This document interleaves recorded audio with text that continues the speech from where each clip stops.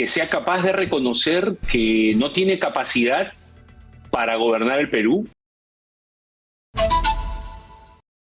El día sábado, el padre Omar, que es un párroco en Lurín y que es sobre todo conocido porque es un promotor de una extraordinaria obra social, el Hogar de la Bienaventuranza, publicó en el Facebook un mensaje muy, muy duro. Y yo quiero que comencemos por ver un extracto de este mensaje, por favor. Señor Castillo, le pido, renuncie. Está destruyendo nuestro país. La primera corrupción que existe es aceptar un cargo para el cual uno no está preparado ni capacitado. Usted no tiene capacidad para ser presidente del Perú. Y no tiene nada que ver con que usted sea de Chota, de Cajamarca, de Puno, de Huancavelica, de Lima, de Ica o de donde sea. No tiene que ver con eso. Tiene que ver con su capacidad para gobernar un país. Bueno, esto es parte de un mensaje que colgó en el Facebook que dura 9 minutos. Yo ayer tomé contacto con el padre Omar, que ha pasado además por un tema de salud muy delicado, del cual felizmente se ha recuperado, pero resulta sorprendente escuchar a un sacerdote intervenir así de una manera tan directa en un tema político tan espinoso. Omar, muy buenos días. ¿Qué tal, Nicolás? ¿Cómo estás? Buenos días. Un gusto estar contigo. Omar, es duro lo que dices. Es duro lo que dices. O sea, tú eres un sacerdote que está llamando al presidente de la República a que renuncie. Es más, está llamando porque lo que tú llamas es a que se vayan todos, digamos, ¿no?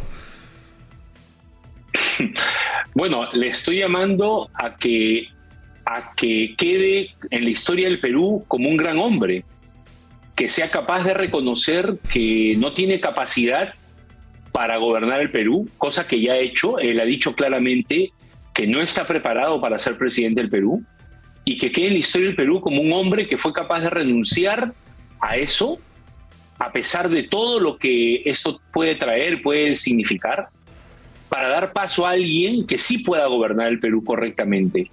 Porque es evidente, yo no voy a... Hay muchísimas cosas, acabas de hablar con una persona antes que conmigo sobre temas de corrupción, lo vemos todos los días. Ayer vi una noticia sobre el tema de su tesis doctoral, no sé, de magíster o algo así.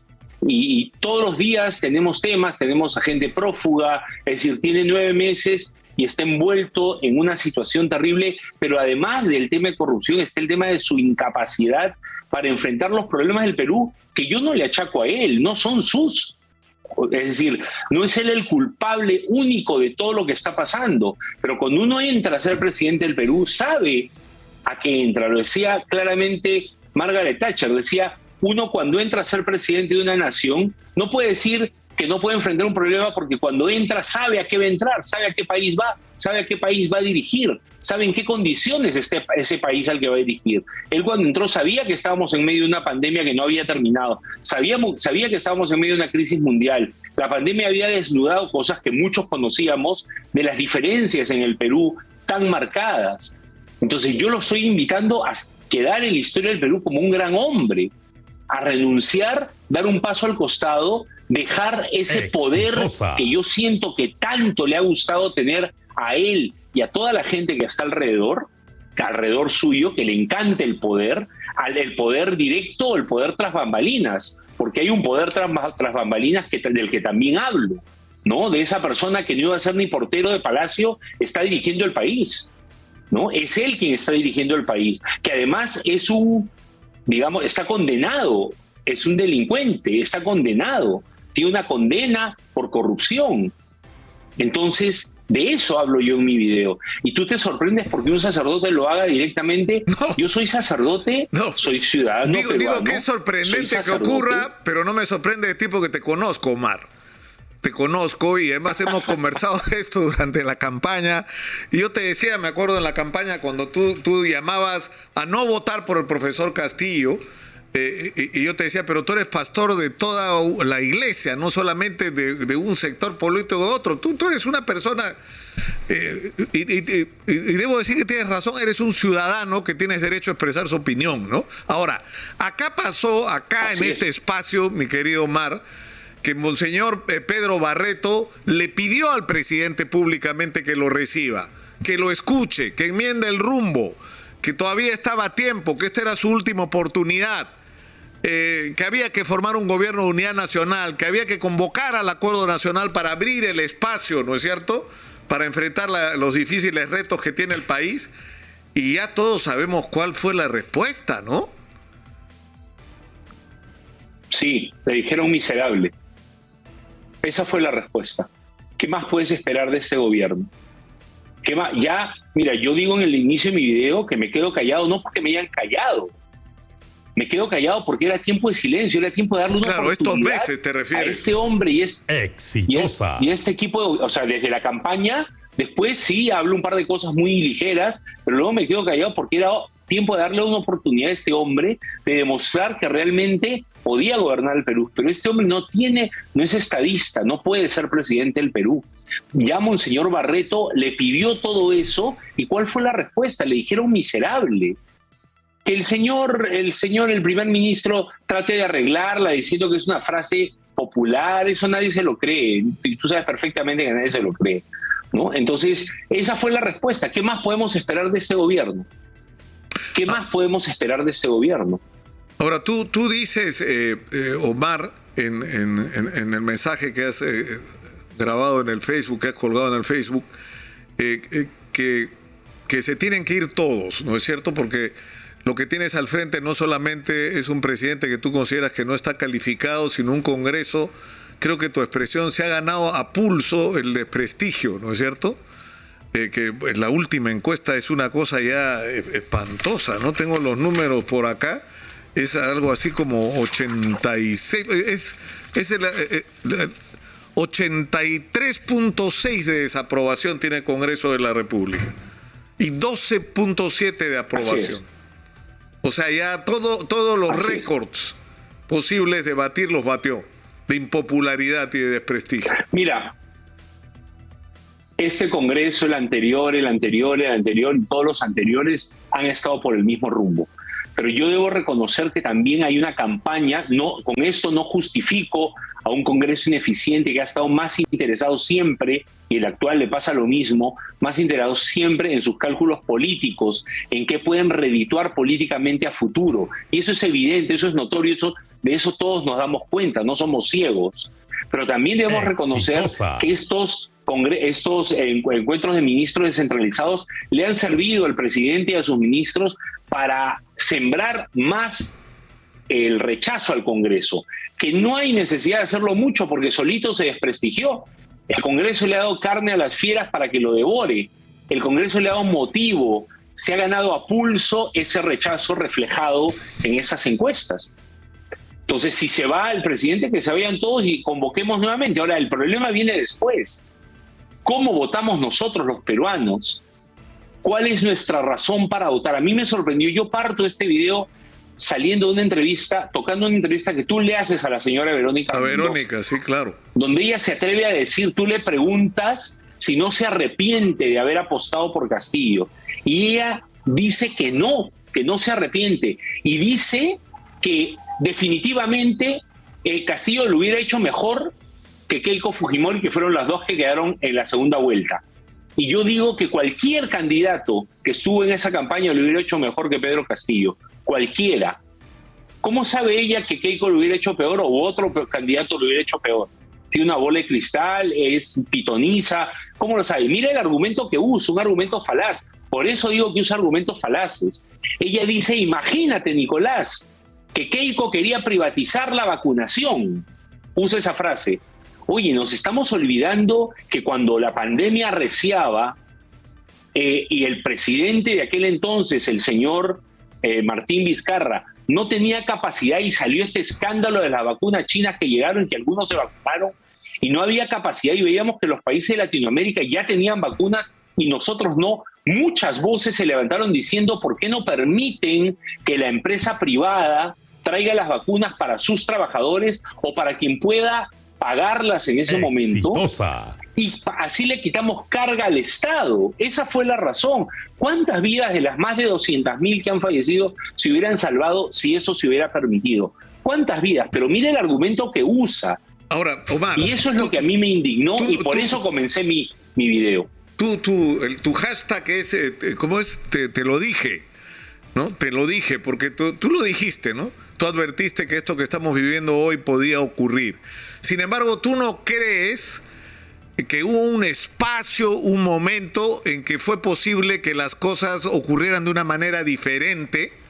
O sea, Jorge Basadre, en un libro que se llama El azar en la historia y sus límites, que es un libro que no sé, todos los estudiantes deberían leer, habla sobre el papel del individuo en la historia y sobre cómo en determinado momento tú puedes tomar decisiones que pueden cambiar el curso de la historia. Es decir, hubo un momento, yo no sé si soy ingenuo, ¿no?, pero que era posible separar a Pedro Castillo de Vladimir Cerrón, que ya se había cobrado el haberle puesto el partido para las elecciones con la cantidad increíble de congresistas que logró, y que era posible hacer en el Perú un gobierno que asumiera las tareas de hacer avanzar el país con una mirada social del país. Es decir, que no renunciáramos al crecimiento, sino que ese crecimiento también favoreciera a la inmensa mayoría de peruanos, corrigiendo todo lo que había que corregir en el Perú. Y que para eso había que convocar. Bueno, esa oportunidad la tuvo el presidente Castillo y la dejó pasar. Pero tú piensas que eso nunca fue posible. No, por eso me callé. Yo creo que han habido chispazos. Cada vez que había un cambio de ministros, yo decía, me sentaba a ver la nueva lista de ministros y decía, acá, sí, esta es la oportunidad. Esta es su oportunidad para hacer un grupo de ministros capaces, sin historias policiales o sin un background de acusaciones y de denuncias y de gente capaz, gente de todos los partidos políticos, gente de diferentes ideologías y pensamientos. Pero nada, ese chispazo se acababa como se acaba la chispita mariposa en Navidad, en un santiamén. Se terminaba todo. Entonces cada día es peor. Mire el primer ministro que tenemos. Y no se le mueve un pelo ni a él, ni a Castillo, ni al señor Castillo por cambiarlo. El día que él habló de Hitler, ese día debió de cambiarlo.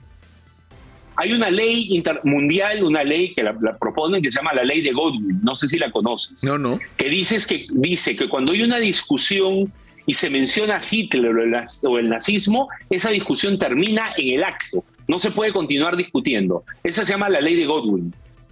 En el momento que este señor mencionó a Hitler, en ese momento debió de sacarlo de primer ministro. No había más, no había chance para más, no había nada. Pero luego de eso se atreve a decirle miserable al cardenal Barreto, a quien yo estimo y respeto, a pesar de haber tenido diferencias con él en algún momento.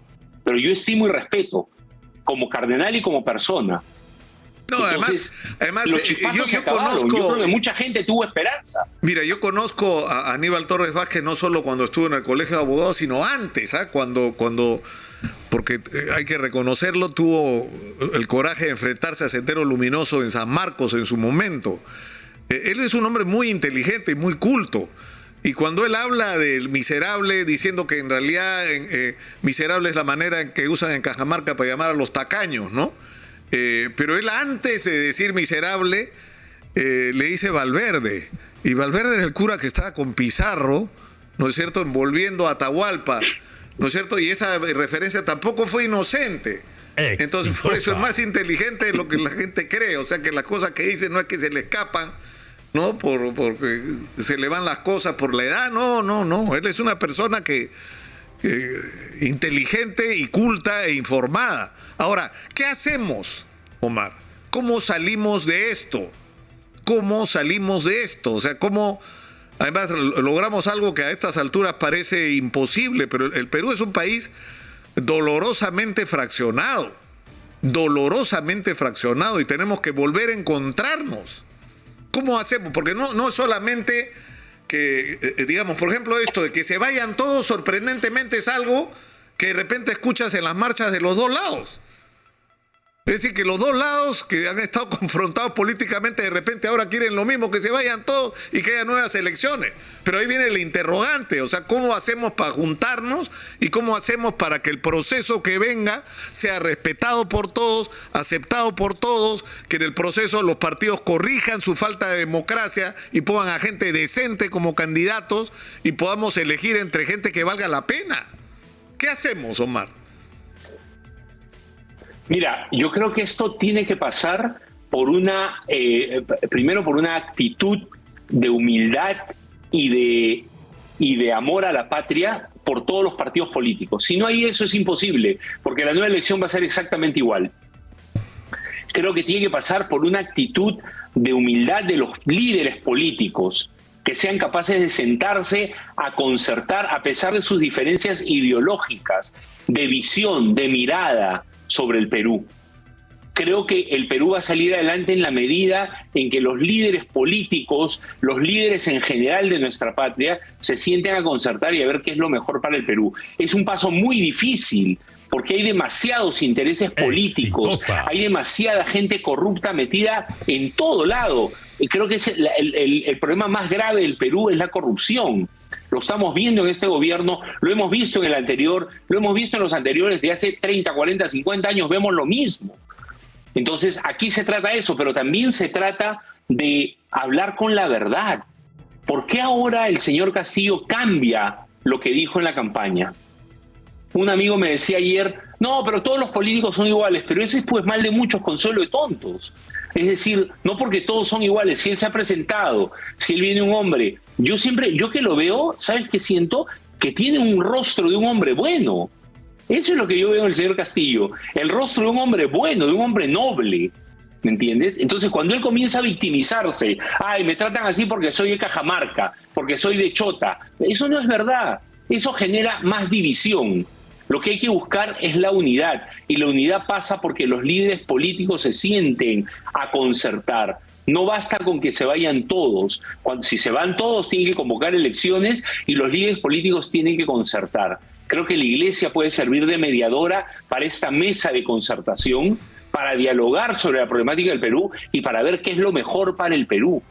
Y para establecer normas claras para que, como tú dices, no entren impresentables al gobierno. Y una cosa más, lo que tú decías del primer ministro, lo hace más grave aún. Si tú lo conoces, ya que es un hombre muy inteligente, no han sido errores, no han sido cosas que se le escaparon por la edad. Él lo ha dicho con toda la claridad del mundo. Lo hace más grave aún.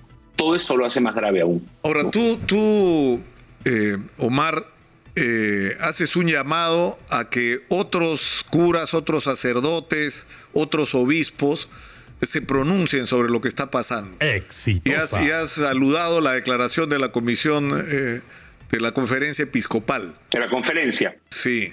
Correcto. Correcto, sí, claro. Mira, lo que pasa es lo siguiente, yo vuelvo a repetirlo, yo vuelvo a decirlo. Yo como sacerdote tengo la obligación de preocuparme de las realidades temporales. Eso lo enseña la doctrina social de la Iglesia. Yo no estoy hablando de política partidaria, yo estoy hablando de realidades temporales. Todos los días me enfrento a 100, 150, 200 personas que cada día crecen y aumentan, que vienen a mi puerta a por un plato de comida. Cada día me enfrento a gente que es asesinada. Voy a velorios de jóvenes que son asesinados en la puerta de su casa por un celular. Cada día me enfrento a gente que viene a buscar trabajo y ya no sé dónde ponerlos a trabajar ni de dónde sacar fondos. Estamos tratando de generar emprendimientos sociales para ayudar a esta gente. Eso está pasando ahora. Ha pasado en el Perú, en el gobierno anterior y en el anterior. Pero esta es la realidad. Y me toca a mí como sacerdote, y nos toca a todos los sacerdotes, enfrentar estas realidades temporales. Si quien está en el gobierno no responde a estas necesidades del pueblo, sabiendo a lo que se metió, cuando se metía de candidato a la presidencia, sabía qué país recibía y en qué condiciones lo recibía. ¿Qué han hecho? Están más interesados en su asamblea constituyente, contra la cual estoy en contra. No estoy de acuerdo con una asamblea constituyente, porque la constitución política del Perú establece y protege todos los derechos de los ciudadanos peruanos que hasta este momento se necesitan para vivir dignamente. Quieren cambiar la Constitución para perpetuarse en el poder. Hoy día escuchaba al señor Duberly, no me acuerdo su apellido, Rodríguez, que decía que hay que cambiar la Constitución.